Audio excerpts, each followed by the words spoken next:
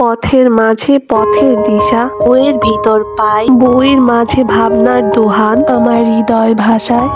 কবি কাজী নজরুল ইসলাম এভাবেই তার লিখনের মধ্য দিয়ে বই কিভাবে পাঠককে পথ দেখাতে পারে, কিভাবে জ্ঞানের আলোয় আলোকিত করতে পারে, তার হৃদয়কে সেটি বর্ণনা করেছিলেন। হ্যালো এভরিওয়ান, আসসালামু আলাইকুম। This is me Salma Murin Saima. অমর 21 বই মেলায় আপনাদের সবাইকে স্বাগতম।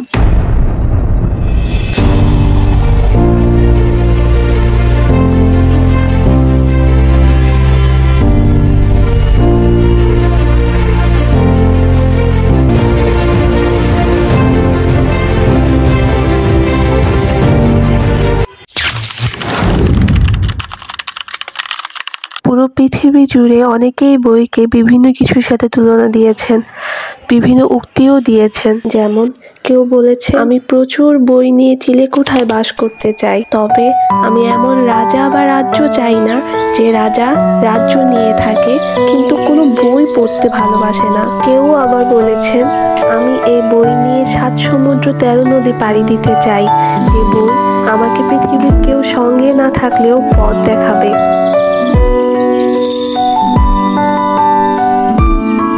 এখানে বিশুদ্ধ খাবার পানির ব্যবস্থা ছিল। মেলায় আগত দর্শনার্থীদের জন্য রয়েছে স্টল, যেখানে খাবার, জুস, চিপস এগুলো পাওয়া যাচ্ছিল। এছাড়াও ডিটল কোম্পানি থেকে একটা স্পেস ছিল যেখানে হাত ধোয়ার ব্যবস্থা ছিল। সরোয়ার্দী উদ্যানে ঢোকার পর প্রথমেই পেয়ে যাবেন শিশু চত্বর। শিশুদের জন্য বেশ কিছু স্টলই ছিল, যার মধ্যে ছিল শিশু বেলা, টুনটুন।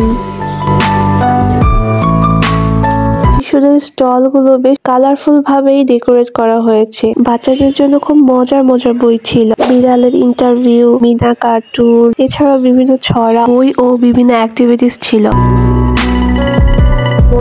বই মেলায় 708টি স্টল বরাদ্দ করা হয়েছে, যার মধ্যে 99টি স্টল বাংলা একাডেমি প্রাঙ্গণে এবং 609টি স্টল সরোয়ার্দী উদ্যানে করা হয়েছে।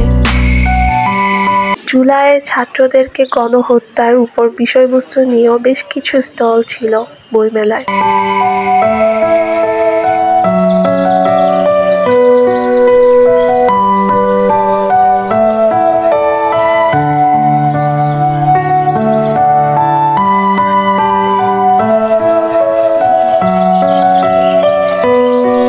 সকল ধরনের ইনফরমেটিভ ভিডিও পেতে আমার চ্যানেলটি সাবস্ক্রাইব করবেন এবং পাশে থাকা বেল আইকনটি অন করে রাখবেন।